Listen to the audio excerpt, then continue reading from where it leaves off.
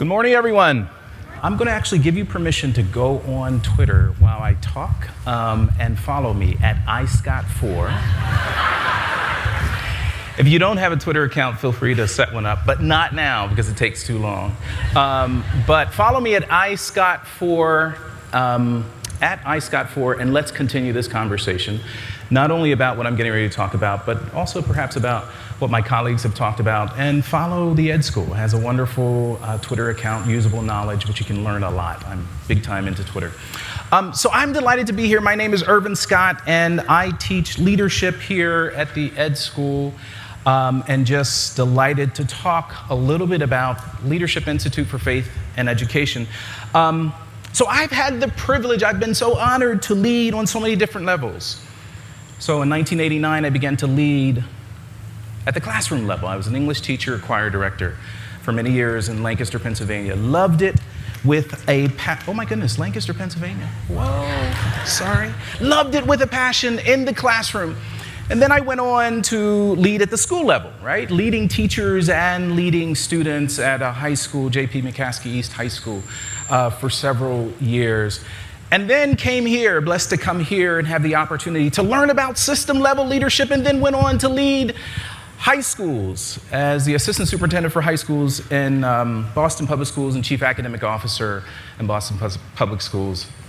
And then from there went on to lead at the Bill and Melinda Gates Foundation, where we led systems to implement new thinking around teachers, supporting teachers and evaluating teachers. So that's been an honor for me to lead for so many years. But what I thought about was, you know what? While I've been leading, the thing that has led me through all of those experiences, and perhaps many of you also feel the same way, is my faith. My faith has been tremendously important in every single area of leadership that I've ever experienced. And it all started in many ways right here with my parents, Bishop Edgar L. and Mother Minnie P. Scott, who led their children, Edgar, Freddie, Greg, Harold, Darlene, and me. And they led us to have passion and commitment for family, for learning, and for faith. That's them right there, my parents, standing with me when I graduated from here. And you can see the euphoria on their faces. What you don't see necessarily is the faith, but the faith is there also.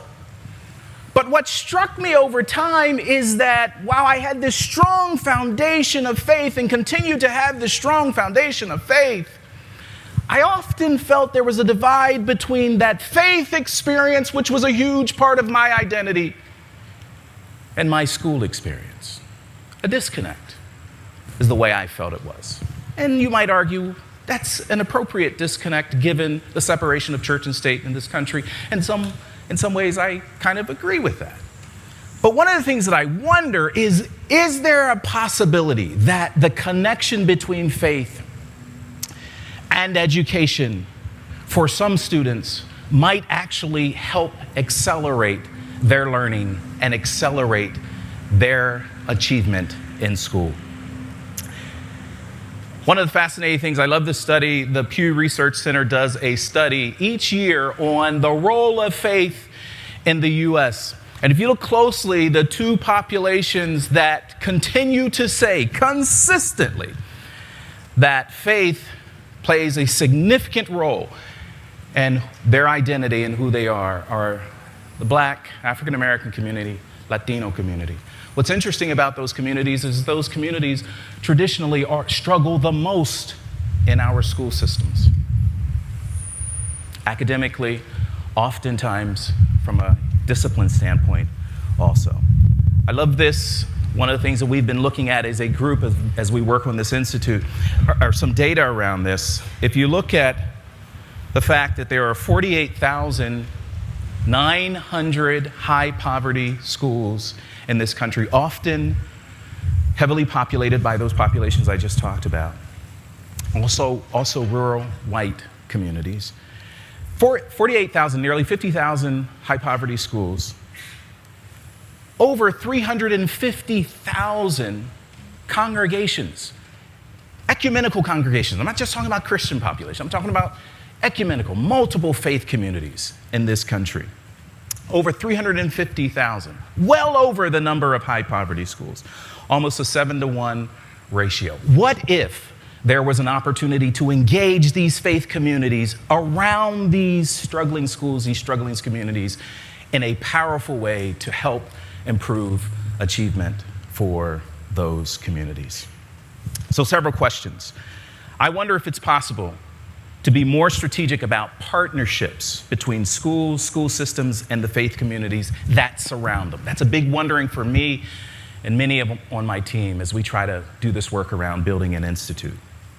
Are there benefits to having faith communities partner with schools and school systems to collectively advocate for specific K-12 policy agenda? Not just working from a programmatic standpoint, but actually getting faith leaders in a position where they can advocate for those communities. One of the times that I do remember an intersection between my faith and my schooling was when my father actually went to a school board meeting and spoke to the school board about the fact that they were taking too long to build a school in the high poverty community, and they needed to speed up. The school was Thaddeus Stevens Elementary School. He went to that meeting on behalf of me and the children in our community, and that school was built. That school is still existing today. The intersection of policy and advocacy.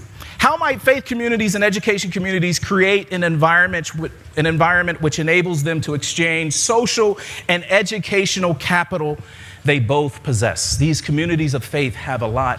My colleague Rick sort of alluded to it already. A lot of value add that they provide for children, no matter what faith it is.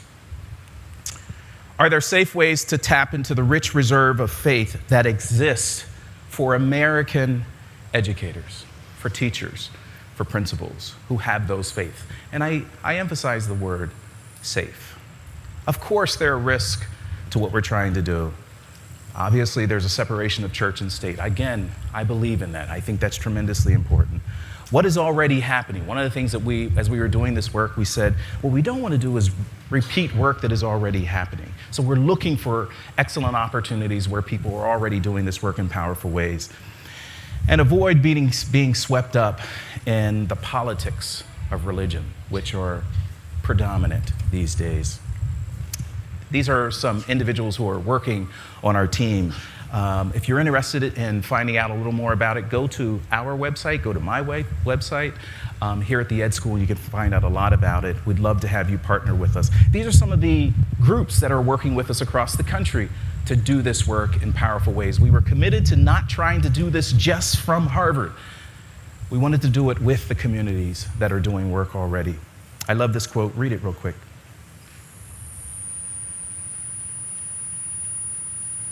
Attributed to that great leader, spiritualist Gandhi.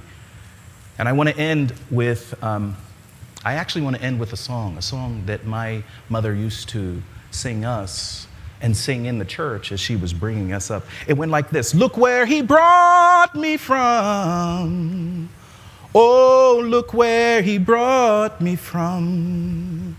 He brought me out of darkness into this marvelous light. Look where he brought me from. Thank you very much.